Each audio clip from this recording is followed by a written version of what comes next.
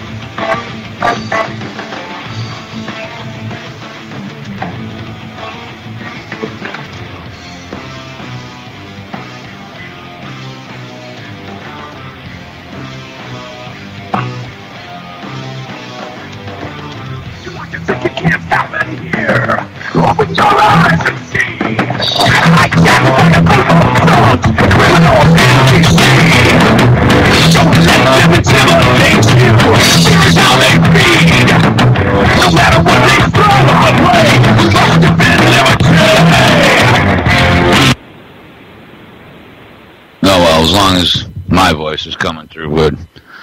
False Flag, thought that'd be a good way to start the show. I'm trying to do my levels here. False Flag, song by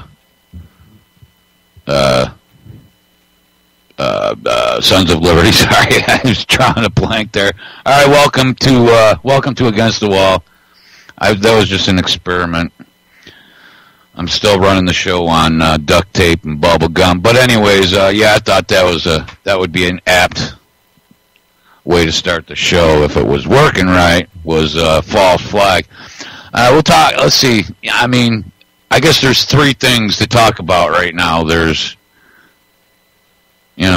babies from Central America, another Malaysian airliner, and Gaza. I mean, what else is there right now? Obviously, that's what I'll be talking about. Yes. I mean, all right, well, before I even get there, welcome to Against the Wall. I'm your host, JJink. It's Sunday.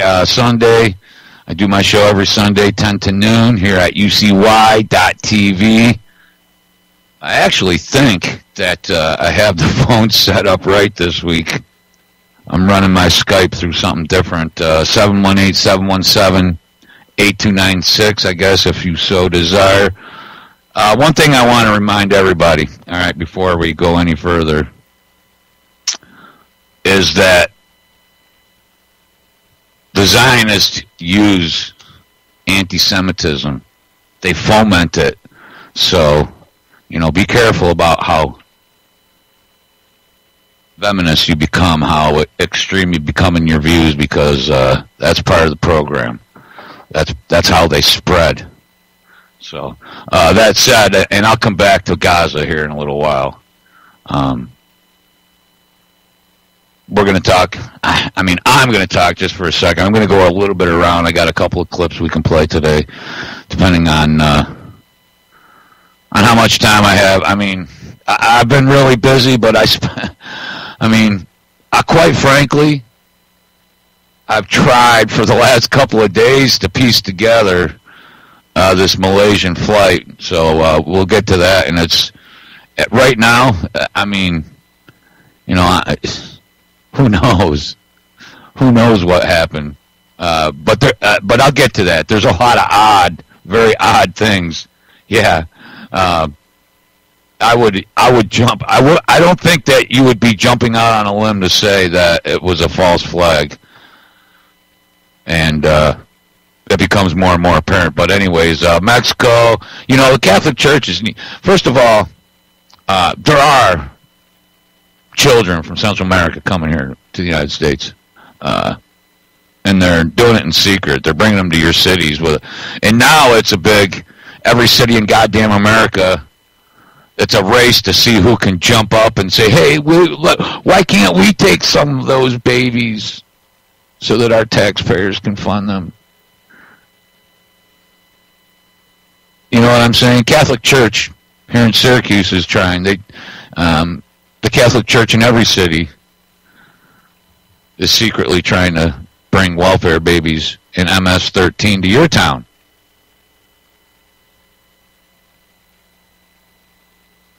And they're not refugees, okay? They're not fleeing political prosecution. They're not fleeing war. Their parents are sending them. They're being encouraged by their government, by our government, by the Catholic Church, by our immigration and open border policy to send them here.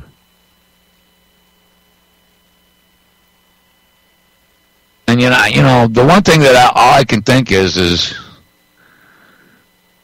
they come here thinking that life is going to be better, but it's not.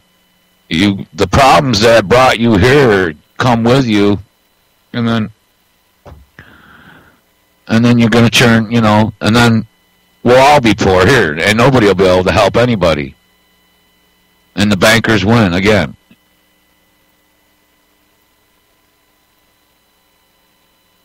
And so in Mexico, they keep these kids and they rape them, and then they send them up here.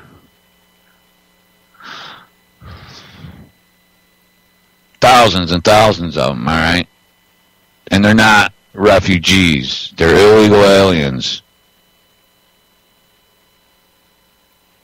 And some would say it's an actual plan, planned up by the left wing. And you can see the ADL and the ACLU and some of these other, La Raza, some of these other groups that are hell-bent on destroying our country. And, and I keep getting this when I try to say something about Gaza, people telling me, yeah, well, look what you did to the American Indians. Well, look what the American Indians did to the Clovis man. We have a chance to stop. This is unacceptable in today's day and age.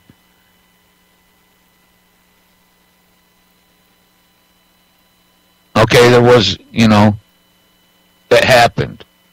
The American Indians came here and wiped out the Clovis man who were already here. The Europeans came back later on and wiped out the American Indians. No, it's not fair and it's not righteous, but the deal is this, is we have a chance in Gaza, in Palestine, in Israel to stop an ethnic cleansing and a stealing of ancestral lands. That's the difference. It's too late to stop stealing the American Indians' land. It's too late to stop the Jews from bringing black slaves to America. It's too late to stop any of that. We got to focus on what we can stop now. And one of the things that you have to understand the most is that Zionists foment, they go around and they foment anti-Zionism or what they call anti-Semitism everywhere so that they can use that against us. So, stick to pointing out the Zionists and the freaking Israelis right now. Palestine is probably a little bit more important than our, preconceived prejudices of the tribe. And it is. You look at, we'll play right into their picture, but, right into their playbook. And our Congress, yes, they're on top of immediately blaming Putin for shooting down this Malaysian airliner. They're lockstep, arm in arm with Israel. 410 dead already in Palestine. 410 dead. A few dead Israelis. There were no dead Israelis when this started. 400. Of those 410, more than 300 are civilians. Of those 300, half are babies, half are children.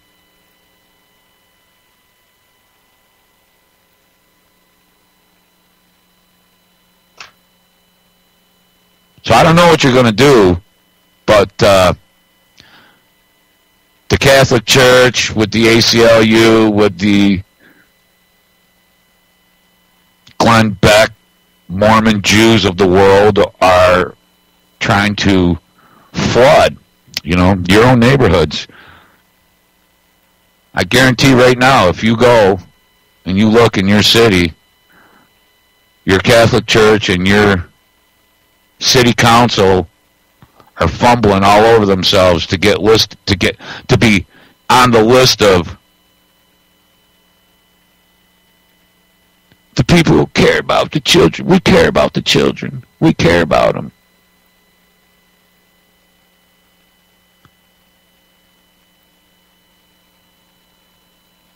And I'm not going to lie.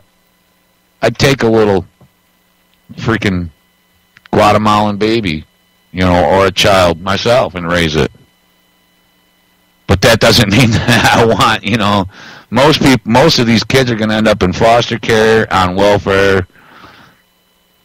Then their families will start coming up here. Then we'll be a third world nation. We're almost there. Almost a third world nation now. Yeah, all the news seems to care about are thousands of bottle rockets being launched at Israel from Gaza. As they cluster bomb and flechette bomb and machine gun housing complexes. And I've got some clips that we are going to get to. I have a hard time figuring out some of these things. This immigration thing. I know for a fact that they're sending over MS-13 and gangsters and thugs along with these, innocent children. It's not the kids' fault. And most of the kids are probably raped as they make their way through Mexico, and I'm not lying.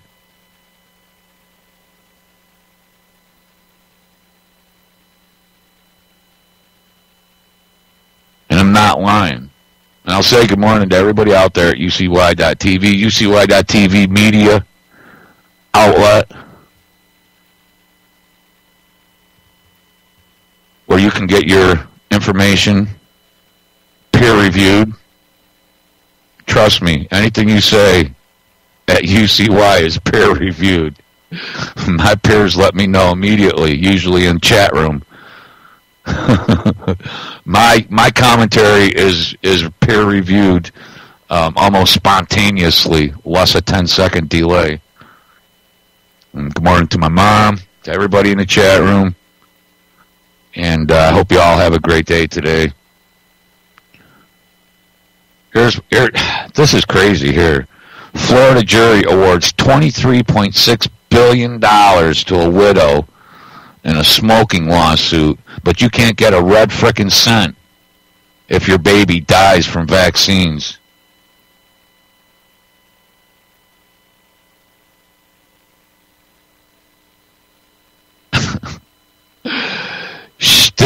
This lady got $23 billion from the tobacco, from R.J. Reynolds.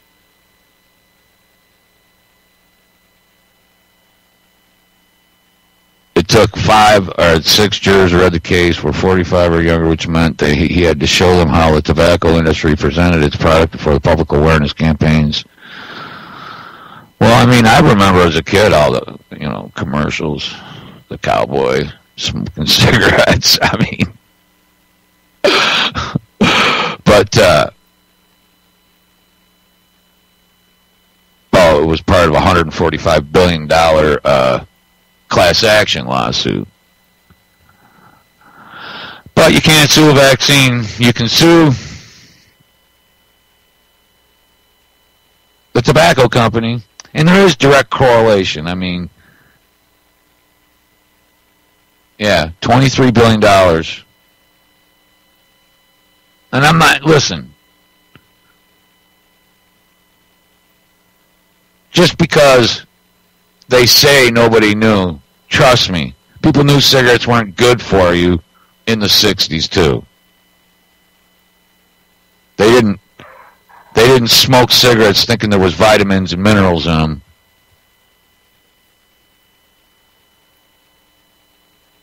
But you can't sue a vaccine maker.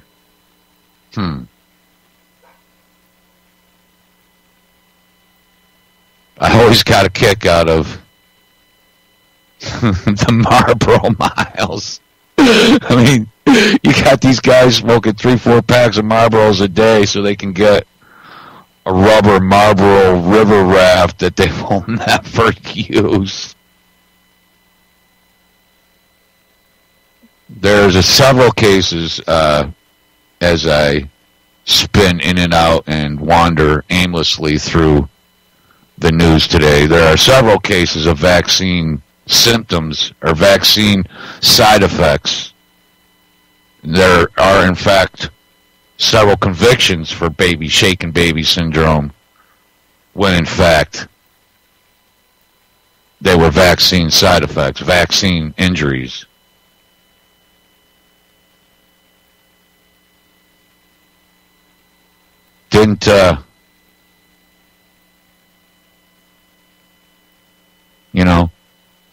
Can't sue the vaccine, even if you can prove it.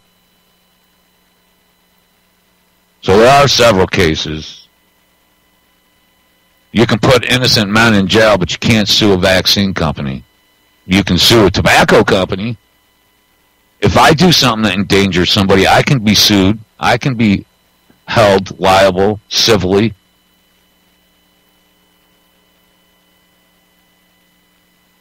Well, listen, I've got some friends that work in it and have worked long-term for 20 years, 30 years in old folks' homes. There are people that are 93 years old that smoke every single day that don't have cancer. And there are people that die from lung cancer before they're 50, so it's more than just the tobacco.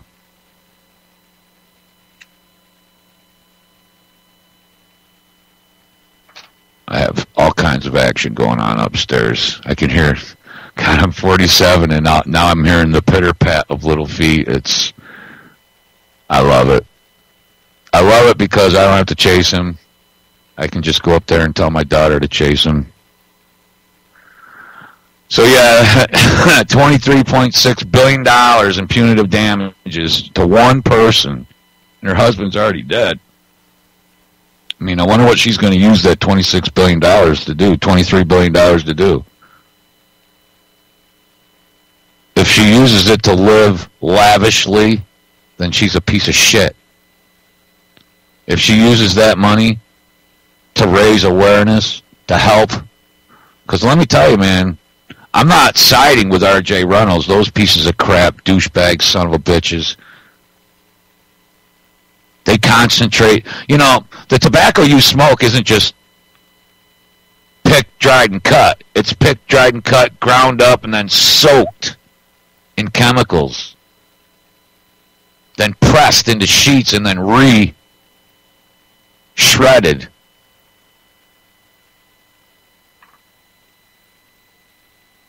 Concentrated nicotine. I mean, you smoke a couple of packs of cigarettes and you got a frickin' monkey on your back. Pack of Marlboros is over $10 here in New York State.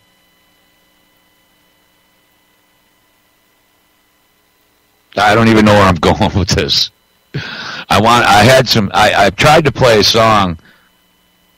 I did something a little different. I did get my new mixer, but the parts for my computer are just not here yet, and so I'm doing something a little different today, just sort of.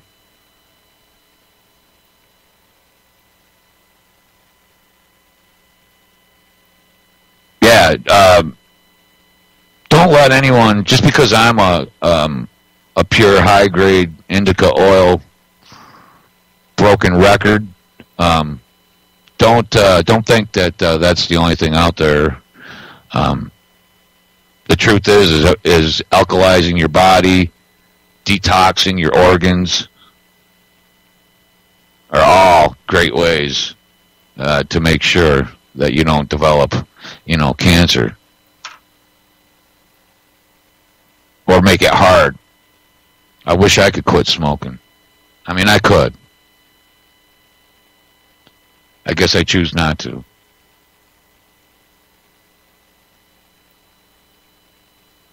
I can still jog a mile. Roughly a mile.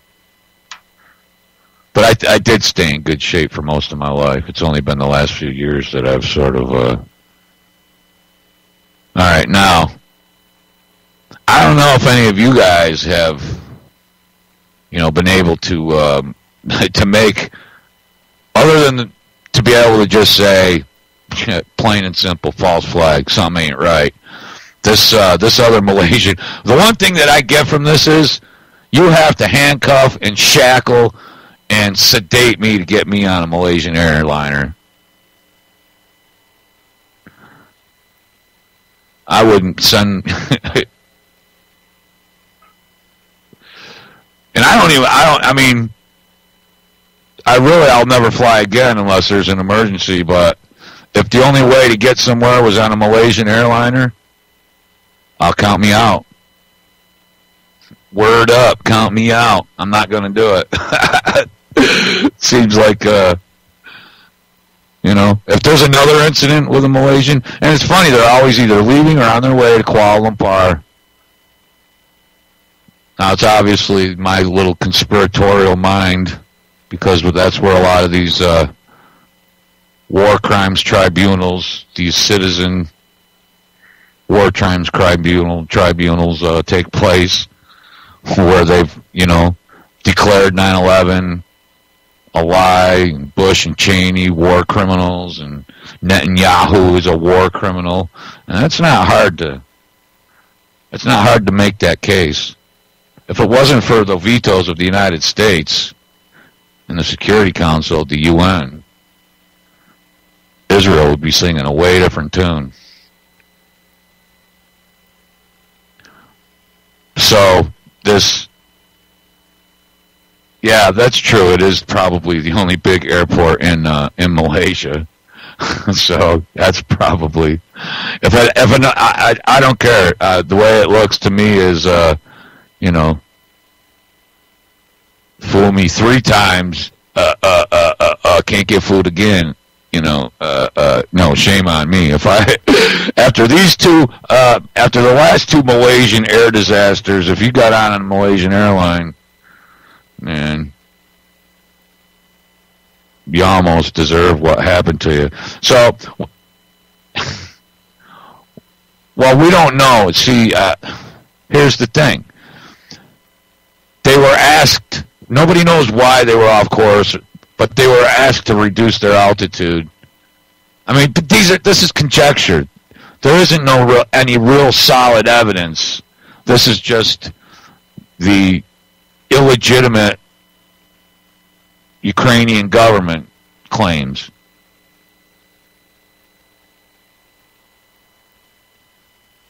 But I sure as heck wouldn't get on a Malaysian airliner. Now, this story just gets crazier and crazier. At first, it just the reports were that a Malaysian airliner, and they were saying it was heading out of Russia into Ukrainian airspace at first, and that's a lie. It was actually had flown over Ukrainian airspace and was just flying into what would be considered close to the Russian airspace. I don't believe, it's my opinion that it was, to me, because there's a lot of other things that keep coming out here. First, they're saying it was a Ukrainian Buk battery, which is an air-to-surface missile. Then they're saying it had to have been Russian separatists, and if it was Russian separatists, they had to have gotten their missiles from. But don't forget that the Soviet Union broke up, and all those Soviet bloc countries kept their Soviet munitions. And I don't know if I believe everything that I've been hearing, but here's something else now, one of the rebel commanders came out, and he's claiming that the victims of the wreckage had to have died. Crisis actors, yeah. I mean, these bodies, if you look, and obviously I can't show you pictures, and I can't even look at the gruesome pictures, but the photos they show are bloated bodies that were in various stages of decomposition. Like I said, I haven't been able to make heads or tails of this other than the fact that it's fake or false. And obviously, there is wreckage there, so a jet did crash there, regardless of the crisis actor, Sandy hoaxers out there. That part did happen. Now, was it shot down by an air-to-surface missile, or was it shot down by a Ukrainian jet? Who knows? I don't think, we'll never know, because we'll be told that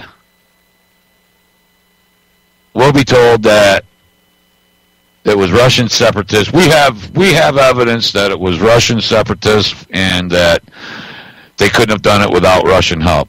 That's all we're going to be told by the U.S., by our media.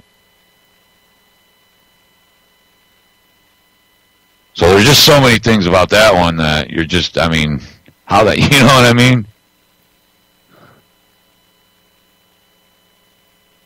I know, I'm waiting to see if there's a report.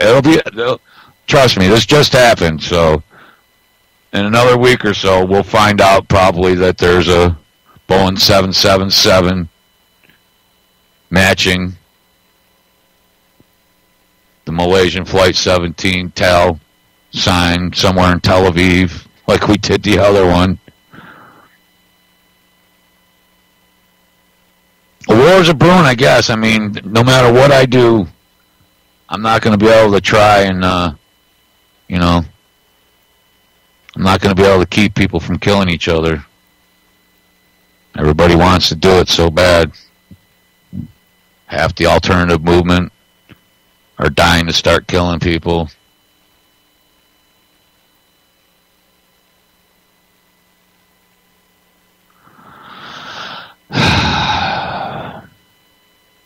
Obviously, this is a false flag to blame Russia. and the separatist movement, and to lend credibility to the illegitimate government in Kiev. And I hear Barack Obama say, they're our friends in the Ukraine. They're not our friends. They're revolutionary leaders of a violent, bloody coup. Another Western-backed, violent, bloody coup of a democratically elected leader of a foreign nation. Maybe those are the bodies from the other Malaysian flight. No, I'm not. But nothing here adds up. Everything we're told on our media is a lie, and so far nothing they've said was true.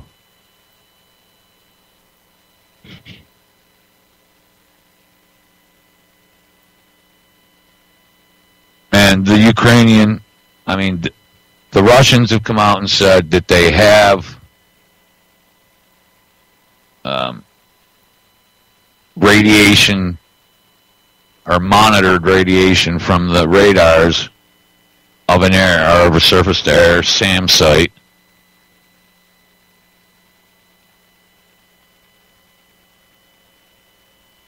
So it is a plane crash. You can only hoax so much. You have to have a little bit of solid evidence in there.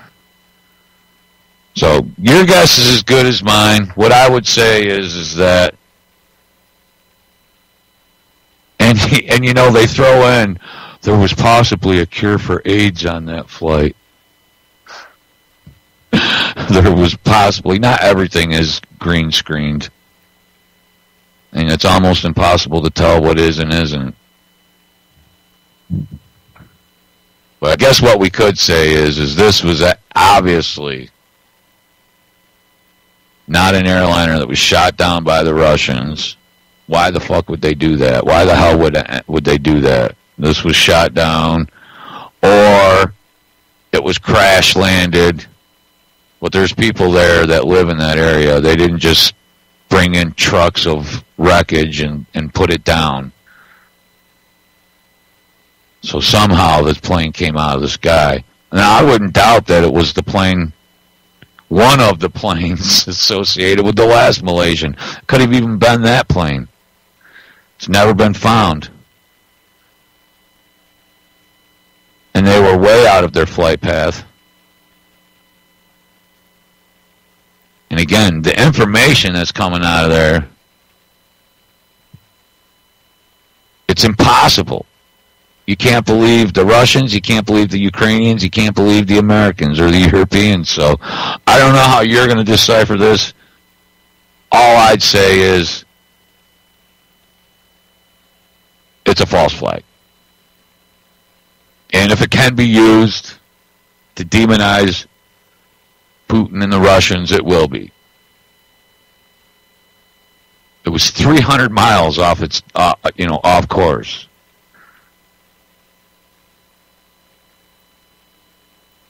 Very unusual. Everything about it is unusual.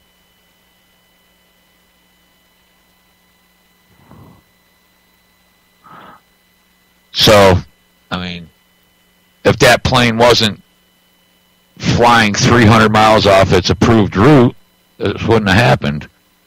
So I don't know. I don't know how we're ever going to get the real truth out of this. I think that you can reasonably, safely say that it was a false flag, that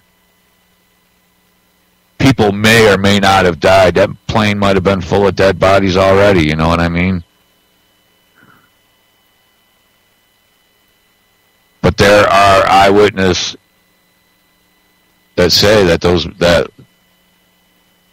a lot of the bodies they found were already decomposing.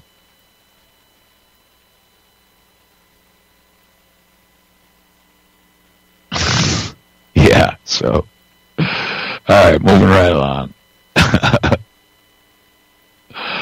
Moving right along here.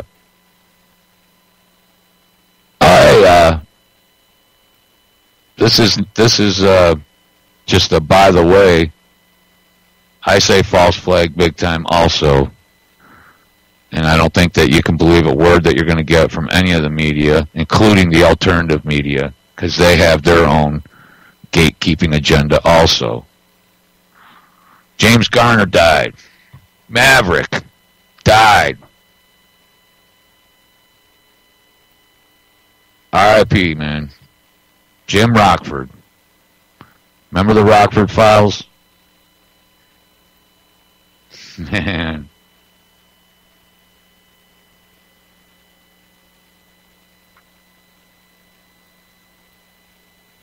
So, my show will slowly, the gears of Against the Wall will slowly grind further. I just don't know what else I can say about this Malaysian airliner. You can't, I mean, there's nothing that you can read that you can say that is actually real. The only thing you can actually say is there's a jet and it's on the ground. You can't even really say whether it crashed, whether it was shot down, or whether it was brought in on flatbeds and just placed. There's no way to know any of that. And you've got all your alternative media guys running around saying that, you know, that's probably crisis actors. No, I'm just kidding. But everybody jumps to conclusions. There's no evidence. Someone here is saying there's evidence that shows that the Kiev junta sent fighters to shoot down this Malaysian airliner, thinking it was Putin's plane. Yeah, Jim Rockford got beat up on every show. He got punched in like Captain Kirk. Always had this little bit of blood on the corner of his lip.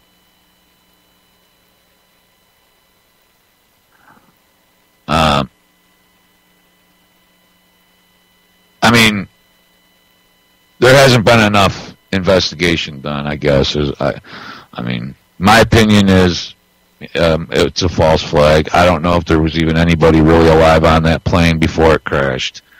So, that said, having said that, I guess it's time to move on. You know, here's something that's kind of, that just galls me, is, hold on. The people in their 30s living with their parents. I mean, this is like epidemic proportions in America. In Obama's America, I guess. But this started long before Obama was elected president. This started long before Obama was elected president. But they call it the soft generation. People in their 30s going back home to live with mom and dad. And it's not like temporarily till they find a new home. I'm not lying. I've got friends who just moved back in with their mom and dad and have no intentions of ever moving back out again. 45-year-old men. Oops.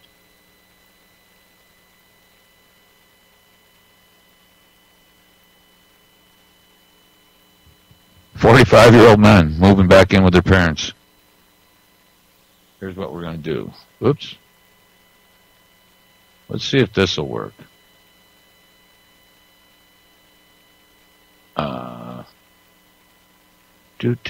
We're going to play a quick clip here. Okay, before I get to the end of the show, I wanted to mention Edgar and Cindy Steele yet again. Cindy came to Freedom Palooza. I'm going to play a quick 12-minute presentation that she did. Because don't forget, I mean, if you're going to be an advocate of free speech, it's free speech for everybody, and it's for all speech. This was Cindy Steele. Poker Face, guys. You can thank Poker Face for putting this on. All right, now we made it a point. to bring certain people here today, this weekend, because the First Amendment, because free speech, free thoughts, free ideas are for everybody, not just them. And we made a point to bring a couple of people that the Jew tried to destroy for having the gall to speak the truth or to defend unpopular ideas. Edgar Steele is one. I hope you guys will go to EdgarSteele.com, freeEdgarSteele.com, and help out. There's hundreds of people on the stream right now. It's up to you to help us. Cindy? Thanks. Good? Yeah, all day long.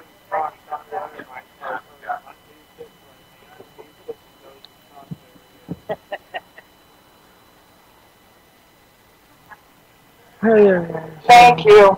Well, you're going to have to excuse me. I'm losing my voice, so I hope you can still hear me. Fortunately, I have a mic.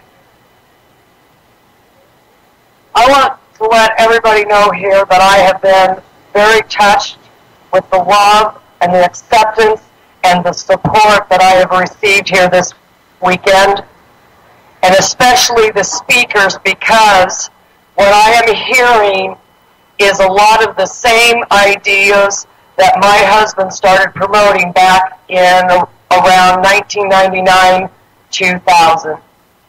The ideas that have the government coming in and wrongly accusing him of crimes that he did not commit, of fabricating evidence and lying in order so that they could convict him and sentence him to a 50-year sentence, which for my husband is a death sentence unless I can win his freedom.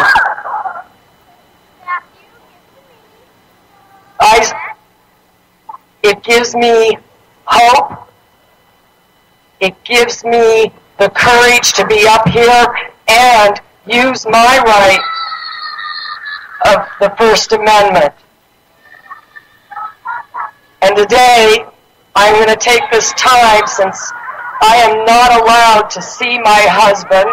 They have refused. I have not seen him in 2.5 years. And on this day, July 5th, I want to wish him a happy birthday, because I do not know if I will get to talk to him and personally wish him a happy birthday.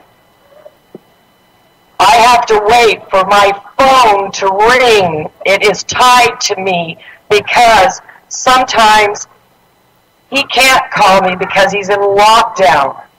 Or sometimes he can't call me because they have let him suffer so much that he's about to die from pneumonia. And he's in a hospital alone, chained to a bed, shackled to a bed, and not getting the medical care that he needs. But I don't know about it until after he has, thank God, survived and returned to his cell.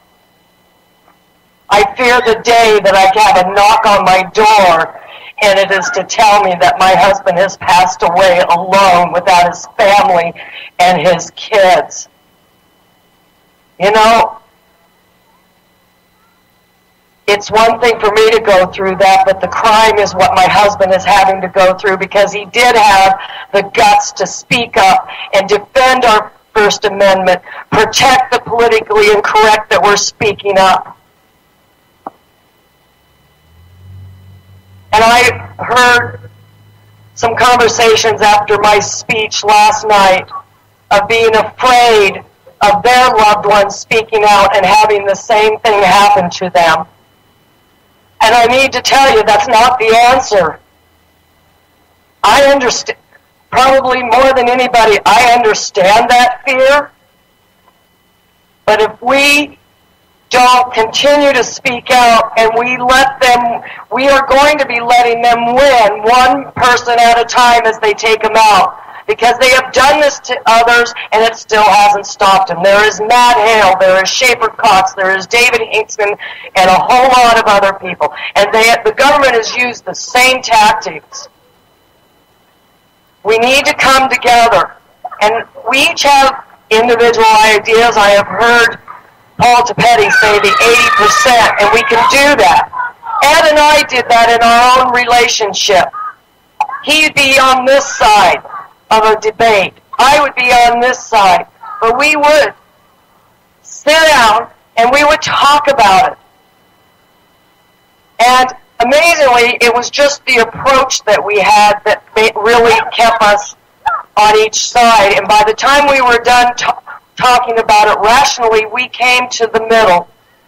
And we really found out that we saw things a lot alike, with maybe only that 20% difference, and we could respect each other for our differences, because that is what our First Amendment is supposed to say. We are not supposed to be taken out and silenced because we speak out against the corruption in our government, the corruption in our judicial system.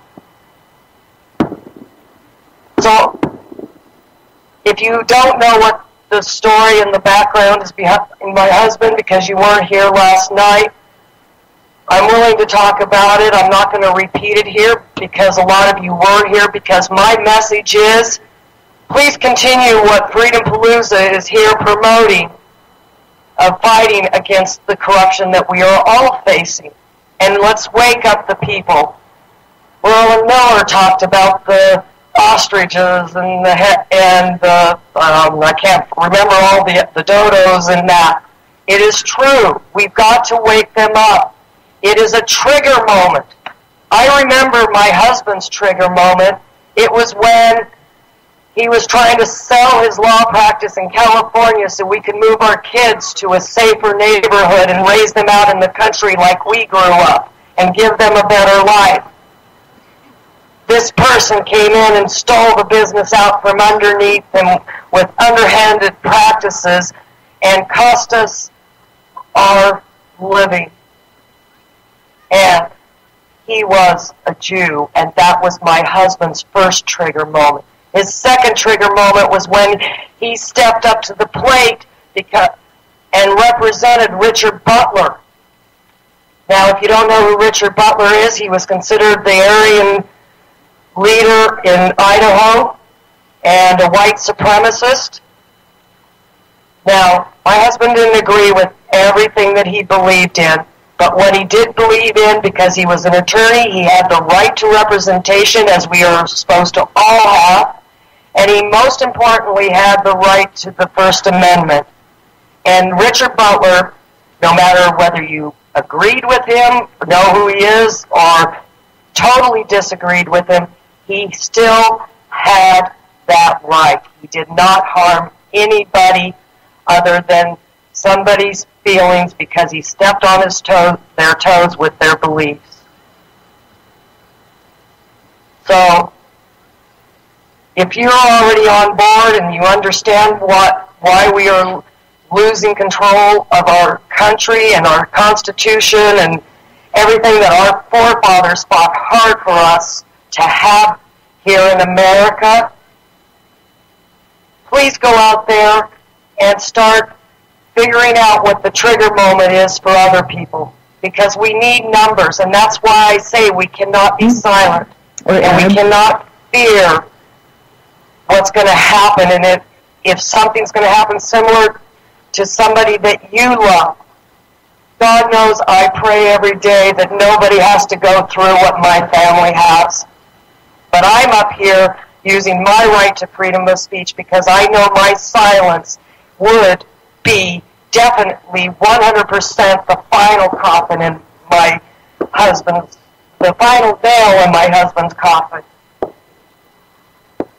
So I want to leave you with my greatest appreciation. I have learned that I have had more friends, and my husband has had more support than I have been aware of. And that is what helps me to stay strong, put one foot in the front of each other, and continue. God bless you all, and have a safe trip home, and may we come back here next year and find that we have more people awake, willing to step up, use their freedom of speech, and get us down the road back to our freedom and liberty. Thank you very much for your time. Thank you, Cindy. Free Edgar Steele. All right, freeedgarsteele.com. That's free/Edgar/Steele.com. I'll drop the link in the chat room. And Edgar's written many books. All right, he wrote several books exposing the Jewspiracy, the ADL, the SPLC, and AIPAC. Made a lot of enemies, and they set him up. So go to freeedgarsteele.com. Now, I will play. She gave a 40-minute presentation where she laid out exactly what happened. Well, I'm not going to play that right now. In a little while, I got somebody coming on, and we're going to talk about lawful, legal language. I guess I'm not sure what he calls it, but that's what I call it.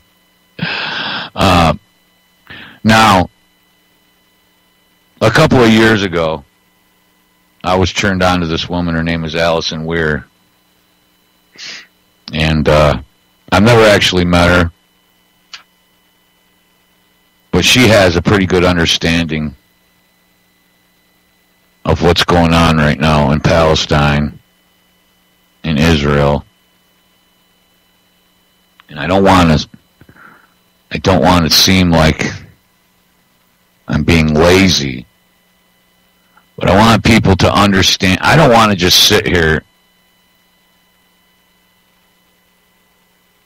I want you to hear it from the words of people who have been there, not just me from what I've read. So I'll just play this little clip, and I want you to pay attention, and I'll stop it periodically. And Palestine 8 years ago. I was the editor of a small newspaper in Northern California, writing about the city council, the school district, the local fishing fleet. Like most Americans, I skimmed the headlines on this very important issue.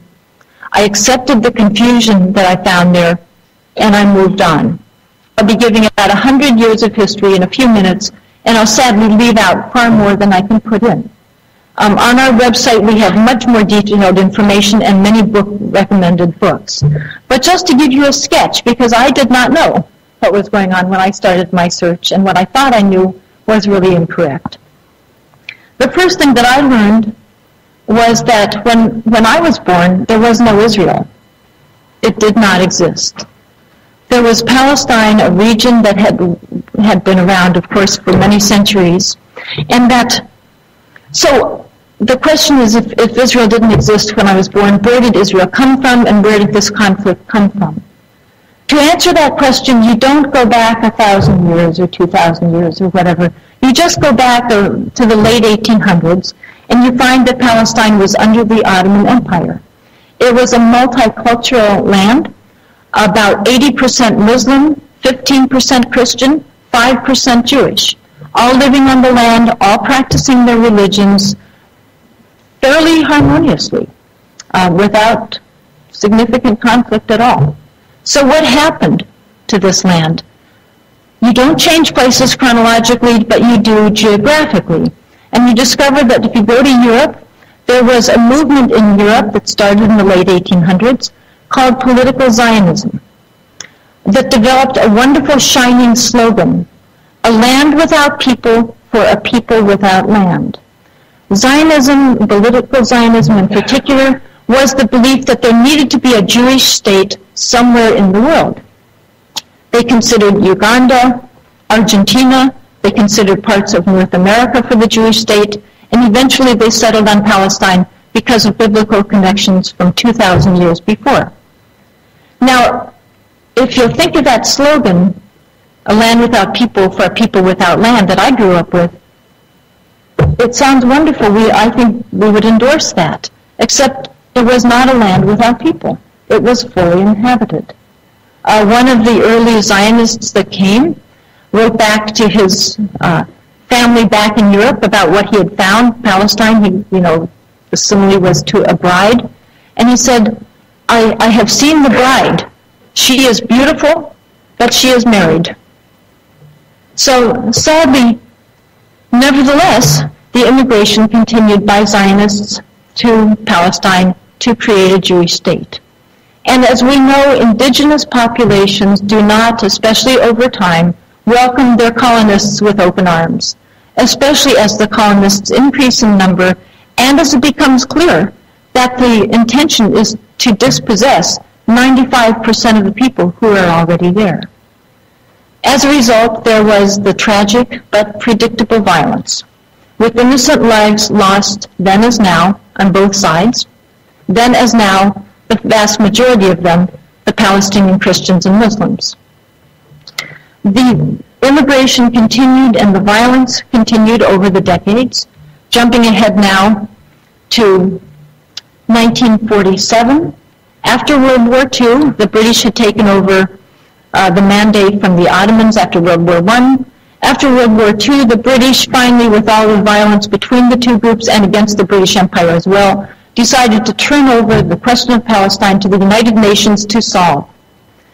The United Nations at this point had the option of affirming a bedrock principle of democracy and of the United Nations itself, which was self-determination of peoples. Or they could revert to the medieval version where an entity, gives someone else's land away, divides it in half.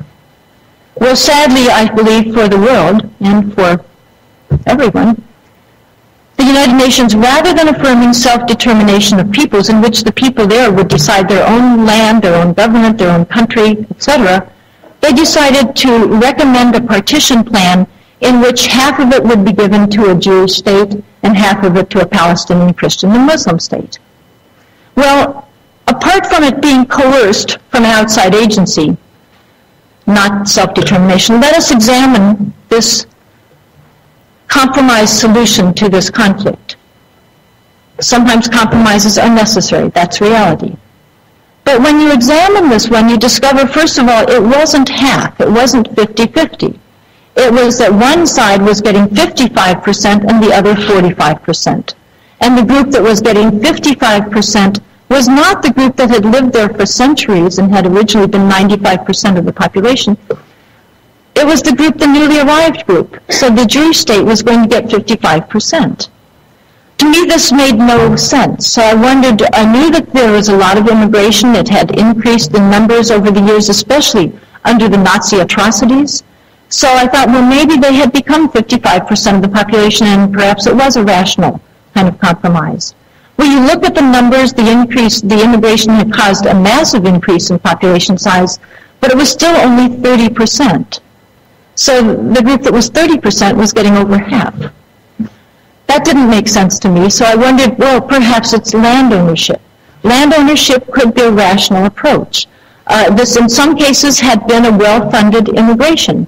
The Rothschild banking family, in some cases, had funded some of these efforts. The intention had been to dispossess the people through just buying up all the land and pushing them out that way. So maybe they had succeeded and they owned 55% of the land. Well, the land ownership, the Jewish land ownership, had gone up significantly. Originally, it was around 1%. It was a very urban population.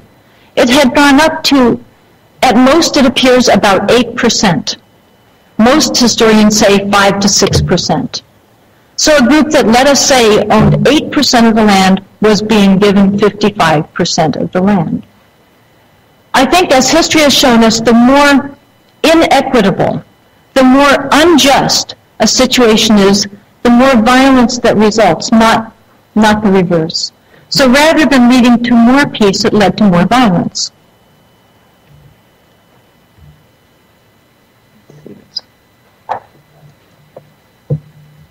And there was an outright war, the war of 47 to 49.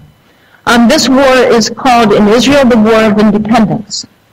To Palestinians and most of the region, it's called the catastrophe, al-Nakba, because it was a massive humanitarian catastrophe in which at least 750,000 human beings, it was probably it's quite, the UN, I believe, or the British, some people say it was 800,000. It may have been even higher than that. At least 3/4, pretty much of the entire Palestinian population was forced off their land, violently forced through extremely violent means, including a number of massacres. Much of this violence, and I believe half the massacres, occurred before Israel had even declared independence. So the myth, if any of you grew up with the myth of 5 Arab armies besieging little Israel, may not know that a great deal of the ethnic cleansing occurred before a single Arab army had joined the conflict, and that even once the Arab armies joined the conflict, the force of the Arab and Palestinian forces were smaller in number and in weaponry, considerably smaller than the Zionist Israeli forces were. So there was a massive, what the Israeli historian Ilan Pappé has called ethnic cleansing. That really is the accurate term for what happened. These refugees, according to international law and according to international morality, have the right to return home. But Israel does not allow them to return to their homes. So this is one of the key factors in the conflict today, and it's a factor the U.S. media almost never talks about, but it's significant. Again, jumping ahead to some of the massacres during this period. To 1967, we find that Israel attacked, at the end of that war, Israel had conquered 78% of Palestine, so the Palestinians were down to 22%. Then in 1967, Israel again attacked its neighbors, as it did in every single war except for one. And in this case, they conquered the West Bank, the Golan Heights, and the Gaza Strip. These are occupied territories. They are not part of Israel, except for Israel decided to annex the Golan Heights. The people there don't agree to that, but that's what Israel did. The West Bank and Gaza Strip are occupied territories. They are not part of Israel. They are Palestinian territories. During this period, by the way, Israeli forces, this was the Six-Day War, also attacked a U.S. Navy ship operating in international waters, the USS Liberty. They killed 34 American servicemen, injured 174 of them. The decks were running with blood. This was, according to Admiral Thomas Moore, former chairman of the Joint Chiefs of Staff, this was an act of war by the State of Israel against the United States of America. And this was an act of murder against American servicemen. Again, according to Admiral Thomas Moore, testifying on Capitol Hill, I believe it was in 2003. I was there. Highly significant testimony not reported in the American media. If you look on our website, you'll see it's in the Congressional Record. An op-ed by Admiral Moore was in the Stars and Stripes newspaper, and the Associated Press uncharacteristically actually did a story about that. Nevertheless, do a LexisNexis search and you just don't find, something like 10 newspapers out of hundreds reported anything to do with it. Since 1967, by the way, taking land by conquest is no longer legal under international law in today's world. In addition, moving your population onto that land, confiscating private land, kicking the people out, and putting your own population on is illegal. There is no doubt about this. And yet that is what Israel has been doing since 1967. Every single one of those red dots is an illegal Israeli colony on Palestinian land. The red dots in Gaza have been removed as they were required to be removed by international law. So those are no longer there. Instead, Gaza is just largely a prison. Israel controls the borders, the airspace, etc.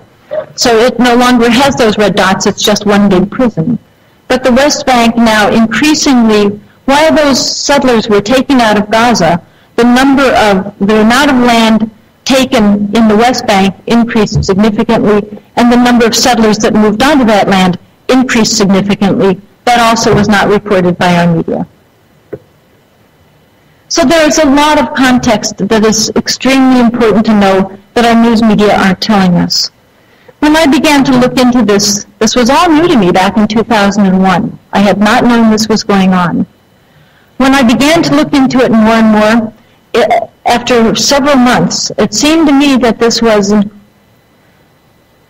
so significant that it seemed to me that if what I was starting to learn was true, then it appeared that our national interests and needs as a nation were the opposite of what we were being told, and our moral responsibilities as human beings were the opposite of what the media were leading us to believe.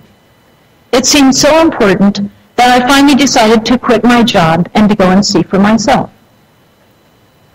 And so began the most unusual trip I've ever undertaken. Many years before, I had been in the Peace Corps in Afghanistan. In that case, I was taught the language, I was married, and I had a very official support system behind me, the Peace Corps. In this case, I was going to be traveling alone, and I had no support system whatsoever of any kind. As I landed on February 7th at 8 p.m., my return flight scheduled for 1 month later, I experienced a sudden pang of the disquiet I had been trying to ignore. What was it going to be like for me, as an American female, to wander alone through a Muslim land that was in the middle of a violent uprising and that was at the very epicenter of a region portrayed widely as extremely hostile to women in general and to Americans in particular? What was it going to be like? Well, as I wandered haphazardly and randomly throughout the Palestinian territories, throughout the West Bank and Gaza Strip, I discovered that once again, these are more myths about this region that are as untrue as they are widely held. I was welcomed and invited to stay in people's homes. I was treated with respect and completely safe, except when I came too near the Israeli military. I was welcomed whenever people heard that I was an American. The invariable response was welcome. And yet, this is what our media show us. Now they should. All of these pictures I'm showing you, I took myself, including these. This is what we see in our media that consistently reinforces Palestinians as terrorists, frightening images to us. If you look at this picture, sadly, I think I must have ruined the photograph that these photojournalists were taking because I was taking these pictures myself. This is a cardboard box that was being burned in what looks frightening in the funeral for a small boy who had been killed the day before. Now, yes, we should see these. I took them, I'm showing them to you. But it seems to me we should also see what most of the people looked like in that funeral. And this is what they looked like. This girl said to me, "Do you think we're all terrorists?" Because Palestinians know that's what Americans are led to believe about them. It seems to me we should see that there are, of course, still Christian Palestinians living there. You can meet them easily and ask them questions, as I did. I interviewed many, many people. That was my whole purpose of my trip. They all told me we are all Palestinians being pushed out by Israel. Muslims and Christians were just Palestinians. In this funeral, these were mixed. They're always mixed. Friends, friends working together, etc. This little boy, George, that was their son, he's holding a fragment of the missile that came through their home. His mother said he doesn't like his home anymore, and I understand why not. It's full of bullet holes. He's afraid to live there anymore. During my month of traveling throughout the Palestinian territories, I had found the population under siege. Throughout Gaza and the West Bank, I found that people were being kept virtually in prison. There were military checkpoints that limited and sometimes totally prevented you from leaving your town and going to the next town over. There were people living just outside, there were teenagers living just outside the incredible city, the religious and cultural center of that region, Jerusalem, who had never been in there. It's like having teenagers just outside Cleveland that have never been into Cleveland because they're not allowed to in. They're the wrong kind of people, and they're not allowed in. And by checkpoints, I don't mean toll booths or something. I mean armed soldiers in combat gear. In Gaza, I grew used to almost arriving at a street corner and finding young soldiers in tanks with fixed machine guns aimed straight at you. You hope they waved you on rather than shooting you, as they had some people. At night, you couldn't really see the soldiers very well, but you saw the flashlight with which... That's the reality of life in Gaza, not the reality for the Israelis, like they would have you believe. They signaled whether or not you were allowed to continue driving, to continue living. This was routine. But in some parts, there was more. It's sort of like here, some parts are less desirable areas to live in than others. In Palestine, they're being shelled, sometimes nightly. This is still going on. I went through residential areas that were bullet-riddled, with homes with large holes through the roofs and the walls. I found that if the people were lucky, they had abandoned their homes. They only lost their home that was their shelter in old age. They had somewhere else to go. Many people, I discovered, were still living in these homes. They had mattresses in the center, or someplace that they hoped was less likely to sustain a direct hit that would kill them and their children. As I was being shown around this area, people were coming up to me and smiling at me over and over. They were welcoming me to Palestine, and they were taking me to show me their homes. Children were bringing me, when they saw that I was curious about all the spent bullets around, they were bringing them to me by the handfuls. And as I was going around this area and people were welcoming me and smiling at me, and I was seeing Swiss cheese homes, suddenly there was more gunfire right near me. It wasn't whizzing. We ducked, and they took me out the sort of safe way out of their home and away from the gunfire. As I wrote in an email later, I didn't think these bullets had anything to do with me. It was just a coincidence. Well, later and still, I don't think that was a correct assessment. As I was going around this area, this was the Tufa area of Khan Yunis in Gaza. As I was going around it, I occasionally peeked over sandbag barricades, or very carefully, I promise you, through slits in the shutters, and I could see the Israeli guard towers there, overlooking us. I have no doubt that the Israeli soldiers saw that a foreigner was going around, and they finally decided to send her a message. Don't come here. Don't come to Palestine. Don't tell Americans how their money is being used. This would have fit their pattern. Again, the American media don't tell us that, but Israeli forces shoot, injure, and occasionally kill journalists all the time. Now, they're usually Palestinian journalists. Maybe our media just don't think they count. But some have been German, Italian, British, American. We just don't hear about them. One was a 26-year-old American correspondent for AP. She was shot in the abdomen. It destroyed her spleen and her uterus. I learned this from a British photographer in Gaza. I was skeptical. I'd never heard about that. Well, in fact, I even read later that the Israeli military had admitted that she was an American, and they court-martialed the soldier who had done it. Now, he has another job, and she has an abdomen missing a spleen and a uterus. If this had been done by Palestinians, it would have been headlines. Why didn't we read about it? In Gaza, I saw beautiful agricultural lands being destroyed. I saw ancient olive groves uprooted. I saw 100-year-old date palms next to the sea that had been flattened. I talked to farmers who had farmed there forever. Their fathers, their great-grandfathers, their great-great, going back sometimes 19 generations or more, had farmed that land, and now they were destroyed. I wondered, what would they do now? How do you feed your family when your farm is destroyed? It occurred to me that when and if they were allowed out of Gaza, and they haven't been, and this was back in 2001, maybe they would join the massive Palestinian day laborers at some point. This is what I saw in Gaza, along the beautiful blue Mediterranean Sea. I saw a people and a land being destroyed. To me, this is newsworthy.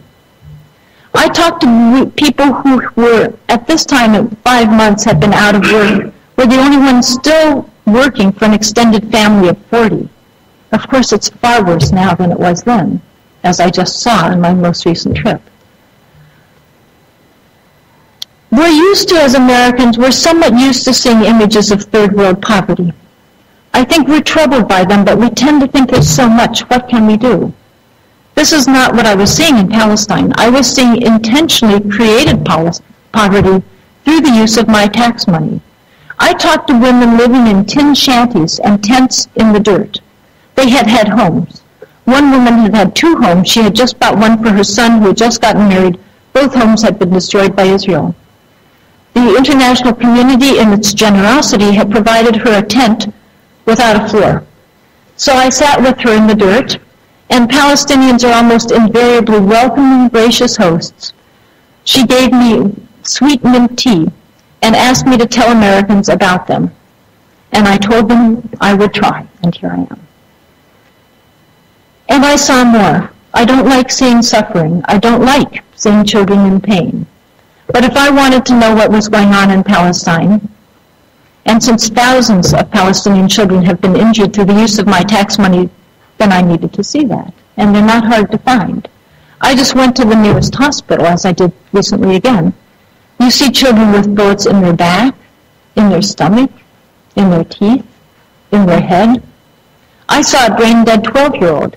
His crime had been throwing stones at tank-wielding soldiers. I saw children who will never walk again.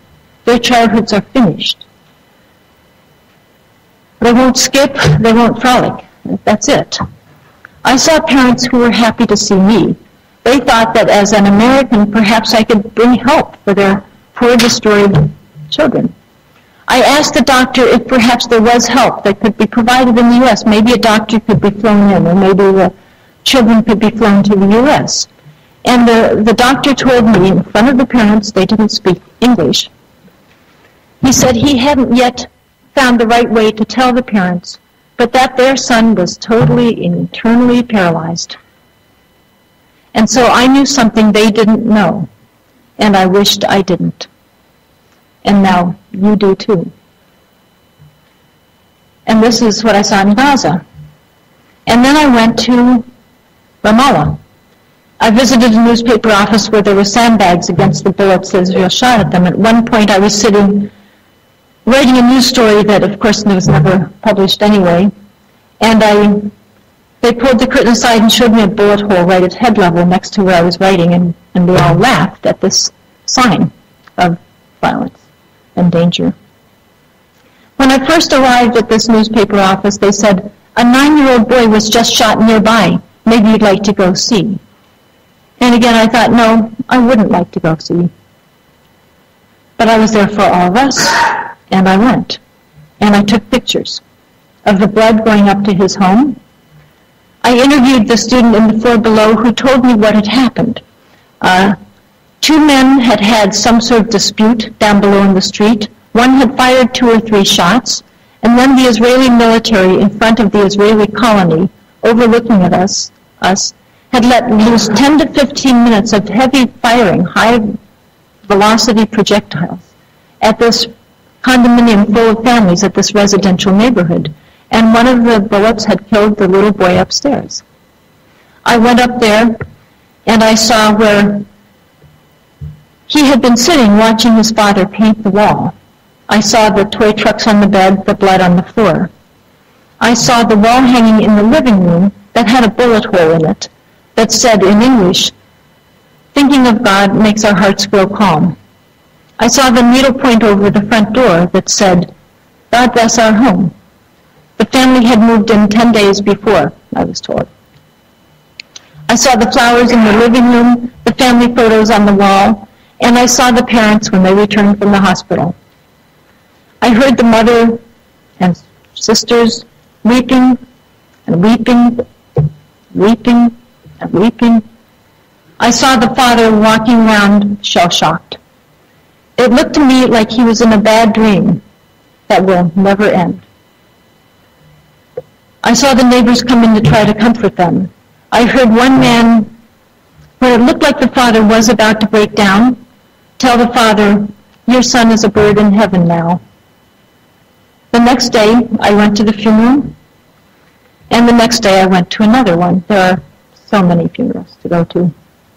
This one was for a woman who had 3 children, 18, 14, and 12.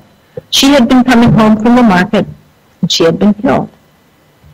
At one point, I found myself walking next to a woman who it turned out was the dead woman's neighbor.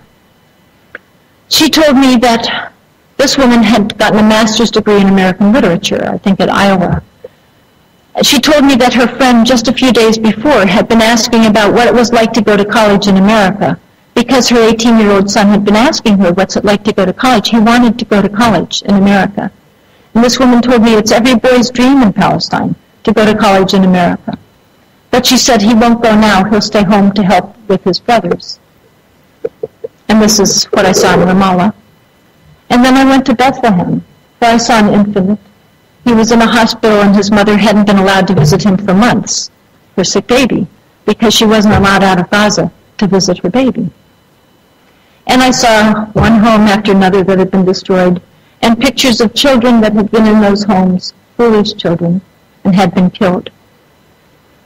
And I remembered going around Rafah in southern Gaza and seeing the destroyed homes there. And I remembered sitting with a family whose son had owned a second-hand shoe store, and they had told me how he had been killed when he had his key in the lock, getting ready to open it for the day or close it. I'm not sure which it had been. And I remember talking with another family nearby in Rafah, and they asked me why Israel was doing this to them, why America was doing this to them.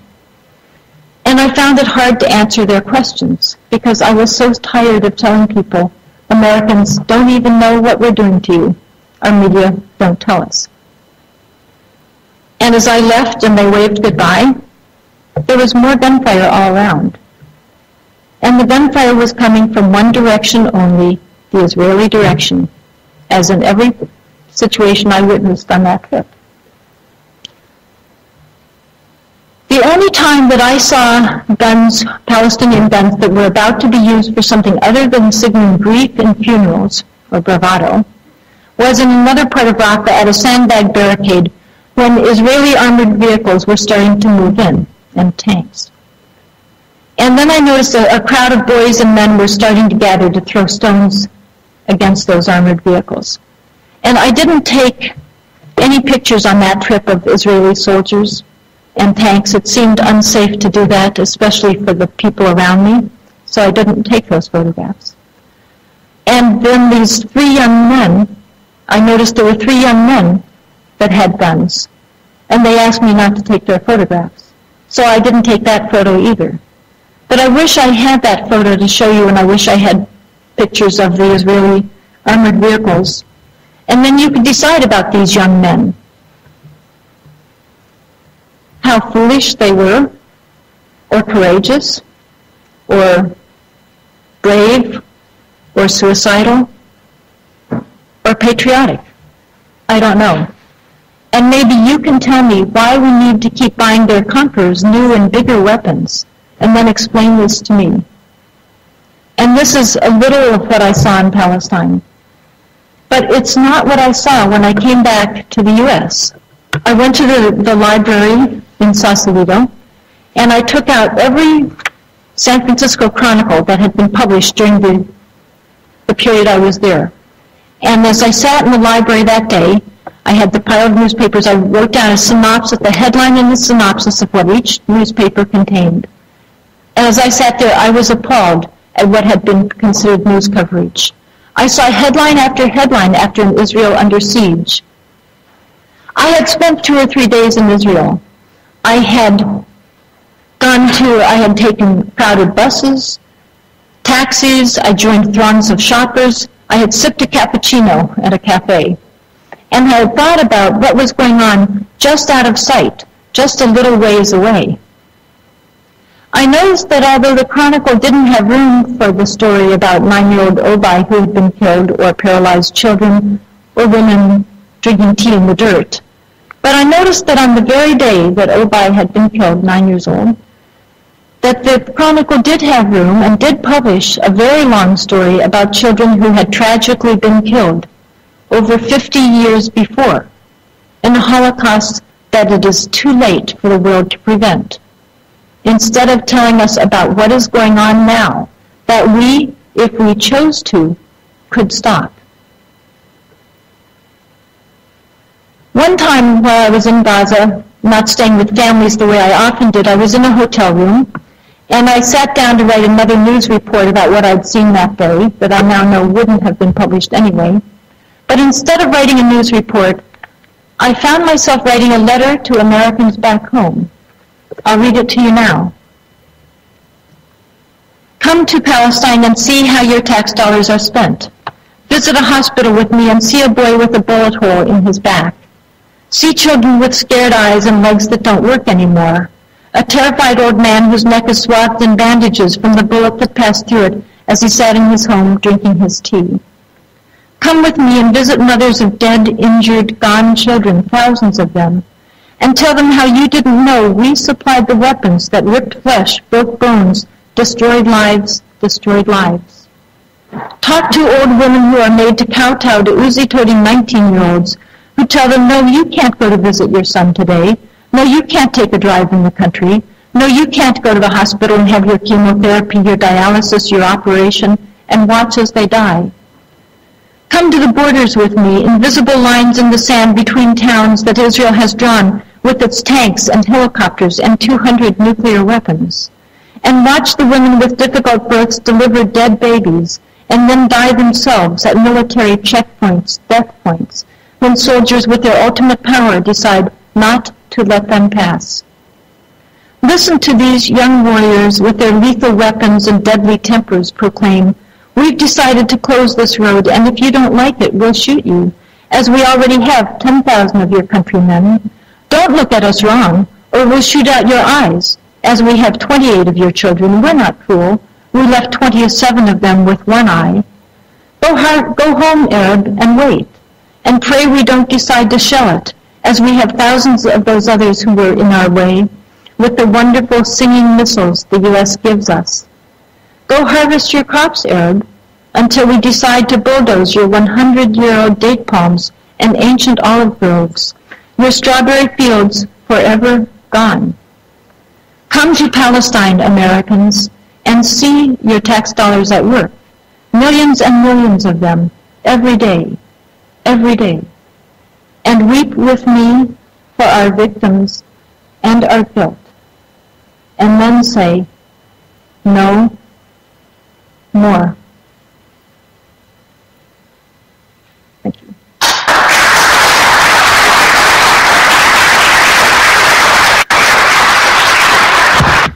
That was Allison Weir. She obviously isn't very popular, and her message isn't very popular, especially if you're a dual citizen in the United States, in the ADL, and the SPLC, and AIPAC, in the Senate, in the Congress, in the House, in both houses of the Congress, rather. All the media talks about is, matter-of-factly, the Israeli operation.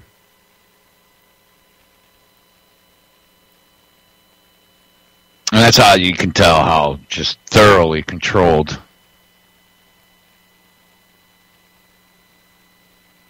our leaders are. I have a clip from Cynthia McKinney. I don't know if I'll play it. I don't think I have time. But don't forget, this is one thing that you can't forget, and this is my biggest problem with all the people that play the stupid fucking Jew Jeopardy and hate this and hate that bullshit. Zionism is spread by anti-Semitism. They use the hate, they foment it, they show you, they give you reasons, and then they call your reaction anti-Semitism, and they're not even Semites, but you can't let that freaking control you. We can stop what's happening in Gaza, all of us. We couldn't stop, like I said, it's too late to stop the Jew slave trade, the genocide of the American Indians. That already happened. But this is happening right now.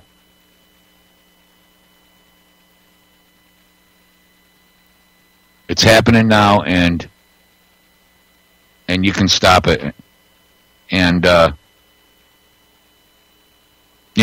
already. There's 3,000 to 4,000 casualties. 90% of them are civilians. 1 in 10 are not, or are considered what would be considered.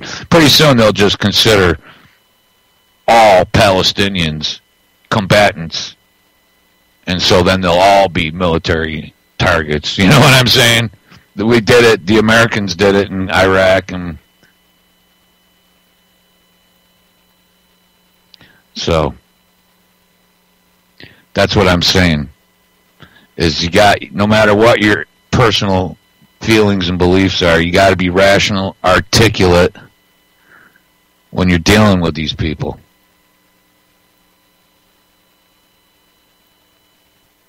Because just because we outnumber the elites, let me tell you something. The liberal, left-wing, bleeding heart, professionally appalled, aghast people outnumber us immensely. The self-important, yuppie fucking douchebags that surround us in this country are all quasi-pro-Zionist.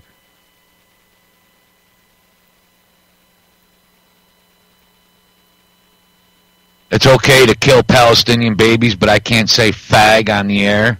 I can't say that's gay when I think something's stupid.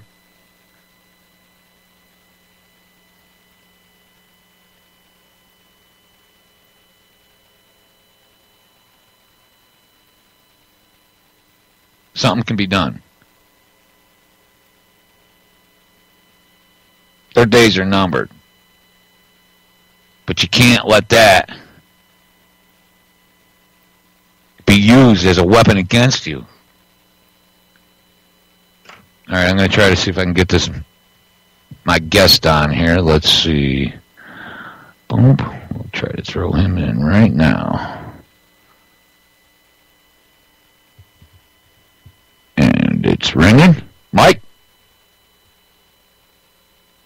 Well, he might have stepped away. Oh, here we go. Hey, how's it going? Hi, Mike. How are you? I'm good. You? I'm doing very well. This is, you're on Against the Wall right now. Oh, cool. All right, now, Mike was introduced to me by a friend. We have a common friend, or a friend in common, Jazzer, who neither one of us has spoken to recently.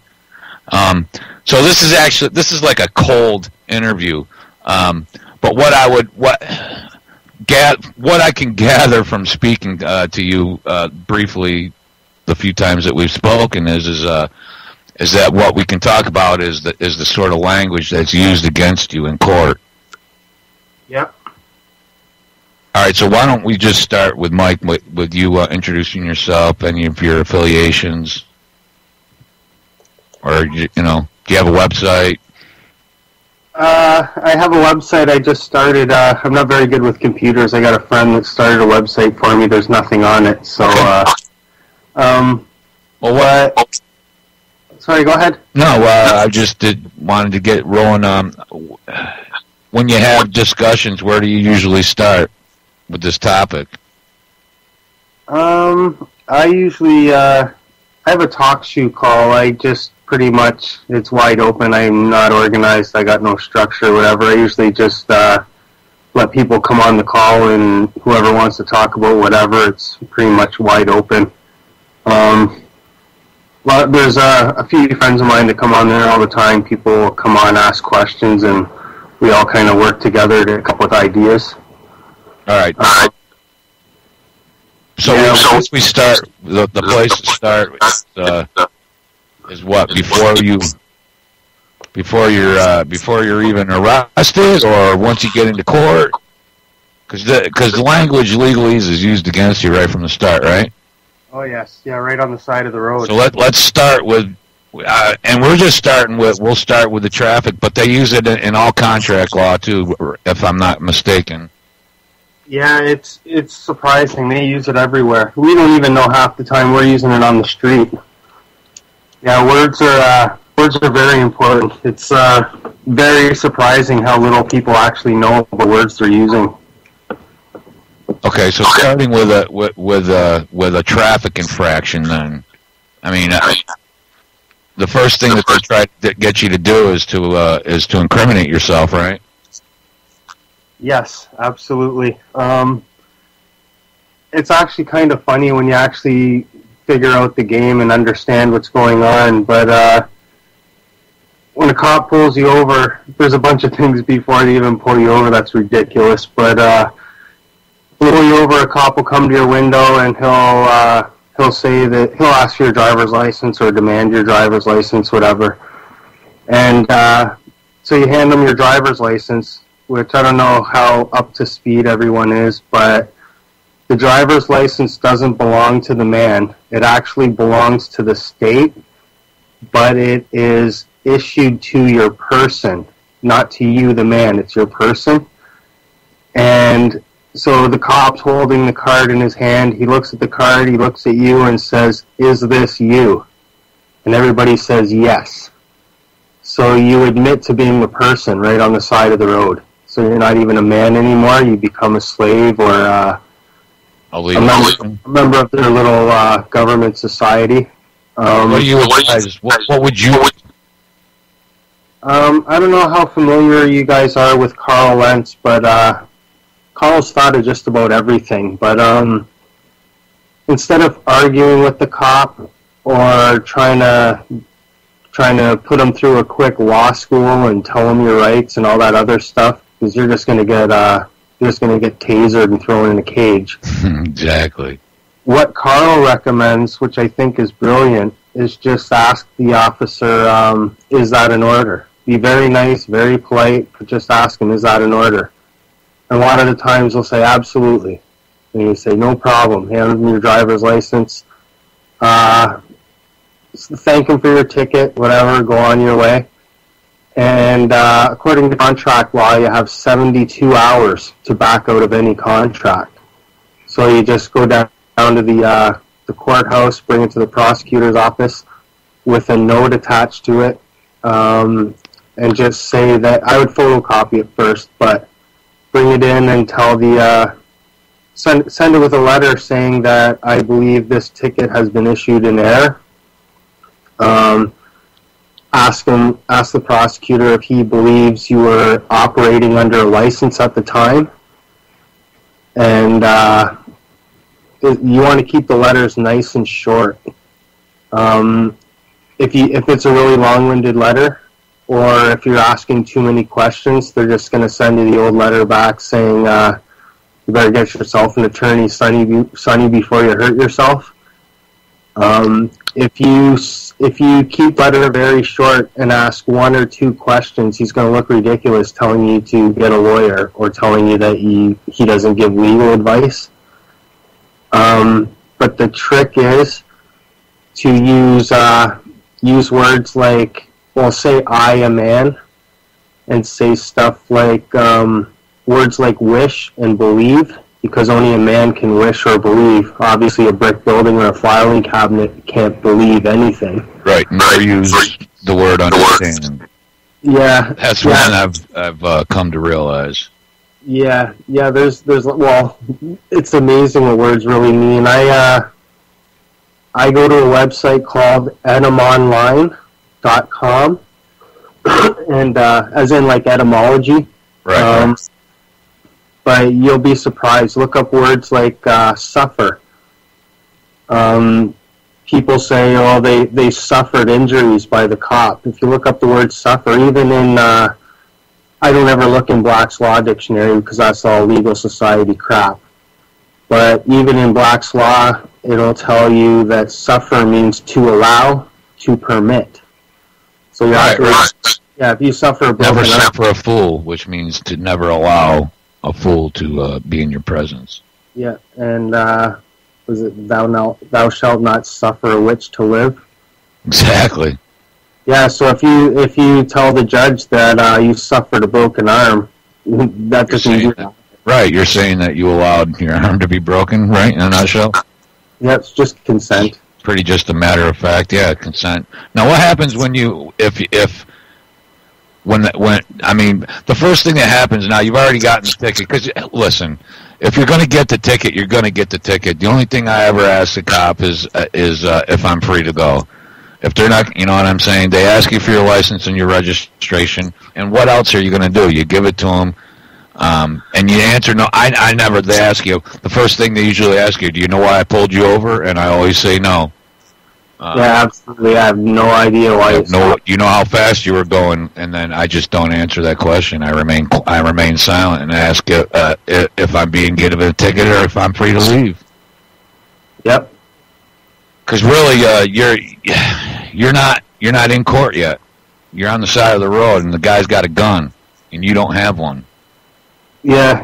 It doesn't make sense to argue with a big man with a gun.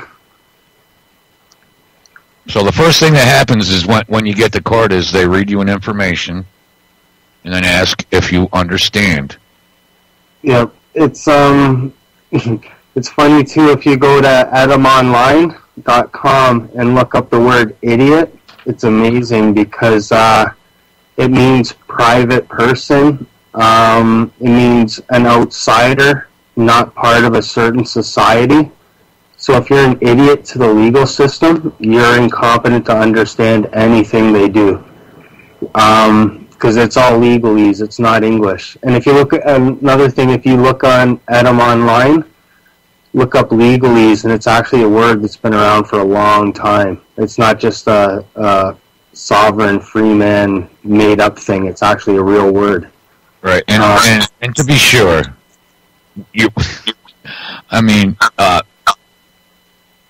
in the mainstream media, they use the word sovereign and cop killer in the same sentence every time. Yeah. Don't let that happen to you. Yeah, as soon as you start saying, "Oh, well, I have rights," as soon as you say that the magic word rights, they'll say, "Oh, what is this? Some free man crap? What are you, a sovereign?" But yeah, it's a label they want to pin on everybody these days. It just makes you look bad in court. Right. So what happens? When you say when the judge tells you, "Do you understand?" First of all, what does understand mean in legalese? Actually, that's one of the words I'd never looked up yet. I think it means literally to stand beneath. Yes, I think that's a very possibility. I've never actually looked it up to confirm that, but I believe it's possible for sure. If even in common parlance, I believe it's you're immediately, if you understand, you immediately consent. You immediately give your consent, and you're then a slave to the proceedings. Yes. Yeah. Well, if you're say you're part of a club and the club has rules, you're supposed to act accordingly under those rules. You stand under what's put before you. But even in common parlance, understand means to comprehend. And that's huge because how fair would that be to throw somebody in a cage when they don't understand what you're saying, they don't understand you why enter into a contract with them if you understand right there from the start is what is actually the way I come to understand it. Yes.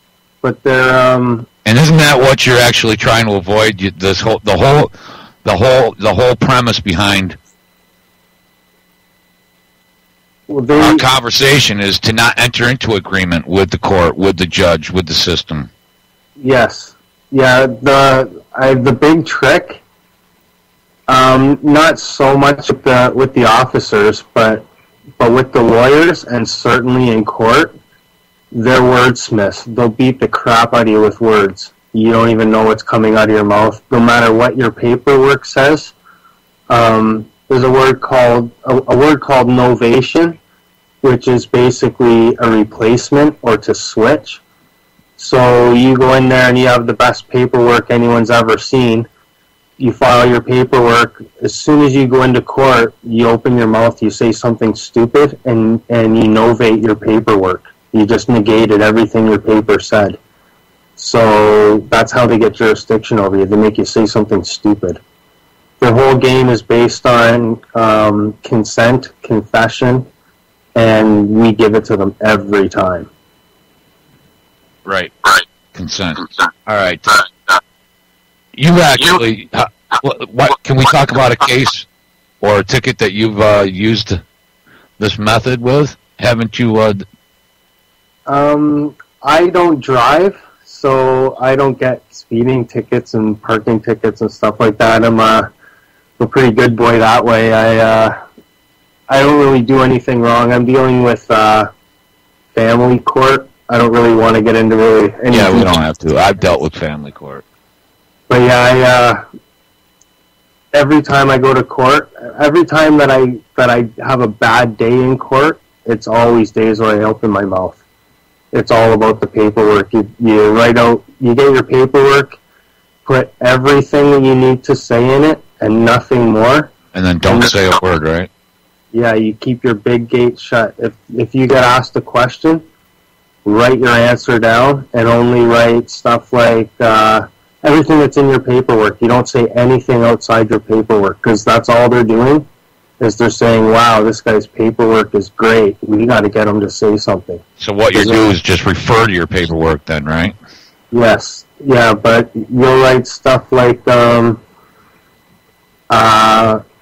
a man, do not believe I have done wrong, or I do wrong. You want to keep everything in the present tense. There's another thing about codes too, is it'll say something. Here's a good example of words. They'll say something. The statute, not law. The statute will say something like, "No person shall operate a motor vehicle unless da da da da da." Right. First of all, you're not a person. You're a man. A person is a corporation. Shall is a big one. Shall is future tense. So they're saying in the future, some point in the future, shall. And then they use the word operate, which is defined in their code. It's a commercial term. And then they say motor vehicle, which is also a commercial term. And so right away, you just hung yourself several times with just a few words. So you don't want to use words like operate, motor vehicle, drive, because that's all commercial. It's actually defined in their own codes. But that's an example of how they have whole books just to define the words that will be used in their book. Yeah, because that's a huge mistake a lot of people make before they start learning this stuff. They're using they want to impress the judge and show off how smart they are, and they use all these big lawyer words, and they're just shooting themselves in the foot by trying to be a smarty pants. The idea is speak like Fred Flintstone, Jed Clampett, just very basic words, 1 or 2 syllable words, maybe 3 if it's a very common word, but if you're using 4 syllable words, you may as well just throw away your own key. All right, so what's the difference between law and statute and code, do you know? Law is very easy. It's do no harm. So a harm would be a trespass. Some people refer to it as a tort. I don't like the word tort, T-O-R-T. But a trespass, there's 3 basic trespasses, which would be harm, loss, or injury. A harm is like, say you punch me in the nose or you kick me in the leg. That hurts. That's a harm. An injury is to property. So if you walk by and you scratch my car, you've injured my property. Which is funny because the legal society cannot acknowledge a man. They can only deal with persons. Man created the government, so they cannot harm a man. They can't do anything. They can't punish a man. That would be like us saying, well, God made it rain, so I'm going to punish God for making it rain. It's absolutely ridiculous. Okay. So where does the feel they have authority over a man. The difference is if a man causes harm to another man, then that's actually a broken law. But the other trespass would be a loss, harm, loss, or injury. A loss would be like a breach of a contract. If we have a contract and you fail to keep your end of the bargain, it's going to cause me some kind of a loss, whether usually a monetary loss. Right. So that's, a man can only really do three things: a harm, loss, or injury. Anything that a good way of looking at it is I have the right to do anything I want as long as I'm not causing harm to anyone. So my rights stop where another man's rights start. As long as I don't cross the line and start interfering with their rights, I'm good. Right. And you're not causing harm. Yes. So no breaching contracts, no destroying property, and no causing like physical pain. Okay, now statutes and codes. Most traffic laws are actually just statutes, right? All traffic laws are statutes. If you don't wear your seatbelt, you're not hurting anyone. You're not causing any harm, loss, or injury. If you fail to stop at a stop sign, you've done nothing wrong. If you go through a stop sign and you hit somebody, you've done something wrong because you've caused harm, loss, or injury, maybe all three. But if you do cause harm, loss, or injury, you have a duty and an obligation to compensate that man or woman for the harm you've caused. Whether that you pay their medical bills, buy them a new car, if they have a broken leg, go to their house and cut their grass and whatever. You got to make it up to them. Insurance companies take a lot of the blame for this. I give them a lot of blame for this because one side of it is an insurance company says, well, if you don't have your seatbelt and you get in an accident, you're going to fly out the windshield of your car and you're going to get really hurt, and then we're going to have to pay out a lot. So we want a law passed where everybody has to wear a seatbelt so we don't have to pay out as much. Right. And another thing about insurance is if I get in a car accident, who cares? My insurance is going to pay. And that just takes all the responsibility off the man or woman, and it makes people irresponsible. Back in the day, if you say you did something stupid and you caused a man to die, you would be on the hook to support his wife and kids forever because you've taken their breadwinner away. And that was a very serious thing back in the day. Now nobody cares. My insurance will cover it. I'm covered. And everybody's irresponsible now because the liability's been taken away. Okay. I think I can follow that. So, how do you apply that? What do you say to people that make the claim that you're just trying to beat the system, to not follow the rules, to just do whatever you want and not have to suffer any consequences? I'm not one of those people, by the way. Yeah, I think that's ridiculous because I am equal to any other man, so why would any man have any authority to tell me what to do? My obligation is to my Creator, to my family, to my fellow man. And to cause no harm, right? To do no harm. So that's pretty basic. Yeah. How hard could it be? It's 3 words. Do no harm. But that's part of the whole involuntary servitude. How can you order another man to do anything unless you're going to compensate him for the order? You go to McDonald's and you order a Big Mac. They say, "Can I take your order?" And you order them. Make me a Big Mac. They go and they make a Big Mac, they bring it back to you, and you pay for it. It's very basic. So, getting back to the traffic stop, cop says, "Let me see your driver's license." Is that an order? Absolutely. Okay, here you go. Now he's liable for a bill. But you don't tell him that on the side of the road. Nobody wants to get tasered.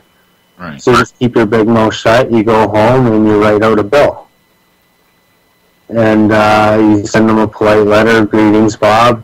Thank you for your orders or whatever. I complied with your orders. Here's the bill. And don't make it some ridiculous number. Just charge them something like $50, $100. If you go charging like $180 million, obviously you're going to get laughed out of court. You're not going to see a penny. Or $10. Yeah, just something little. It's a service fee. Yeah, it's an education for that cop, because he's gonna take it to his boss and say, yeah, some idiot gave me a bill. And who knows if his boss knows the deal or not, but his boss is going to take that bill to a lawyer, and the lawyer's going to be, wow, there's a man out there that's awake. Yeah. They're going to say this is a legitimate bill. And then it's up to him to say, well, do I want to roll the dice on this, or just do I want to pay it and make it go away? Or so there's a few ways of handling it. You could give the ticket back and say it was issued in error. Let them know that you're a man and that you weren't operating under a driver's license. It's always good to ask questions. Because if you ask questions, then it's up to them to open their big mouth, and they get to hang themselves with their own tongue. And to be sure, they might just, railroad you anyways. Yeah, there's a good chance they'll ignore it. But you have to be prepared for that. Look, man, freedom has, sometimes, freedom takes effort. And, sometimes standing up takes a little bit of effort, and sometimes it costs you. I mean, in this case, it wouldn't cost you, would I recommend that you just jump into something like this if you're looking at 25 years to life? No, but something that you can prove your point and then have precedence for the next case, in something minor like this. That's actually a very good point. If you're just hearing this for the first time, I wouldn't go out and get a speeding ticket on purpose just so you can give a cop a bill, because you're just looking for trouble that way. If it's just a little speeding ticket and you have the money, it might actually be a good idea just to pay the ticket so you don't get yourself in trouble, and do a little more studying so you can understand it, get a little more confidence, and figure out exactly what you're doing before you go jumping in with both feet. You might also want to do this stuff with little things like parking tickets or like walking or something little. Have the money just in case. That way, if they say no dice, you're paying the ticket. Say, okay, here you go and pay the ticket. Another thing is, say you get pulled over and you get tickets for no seatbelt, speeding, no driver's license, your tags are expired, no insurance, and you got a whopper of a bill. You also, instead of fighting it and dragging yourself through their court, it could also be an option to send a very nice, polite letter, very short, very basic words, and just say something along the lines of, unfortunately, I was hoping to get through it before the bumper started, Mike. I'll have to have you on. I'll have to talk to you and have you on again next week. All right, thanks, guys. Been Against the Wall. All right, don't let them fool you into thinking you're wild. I mean, you don't have to care. They can call it whatever they want, but they can't make it take. I'd rather die than be a slave to thee. Don't treat me this way.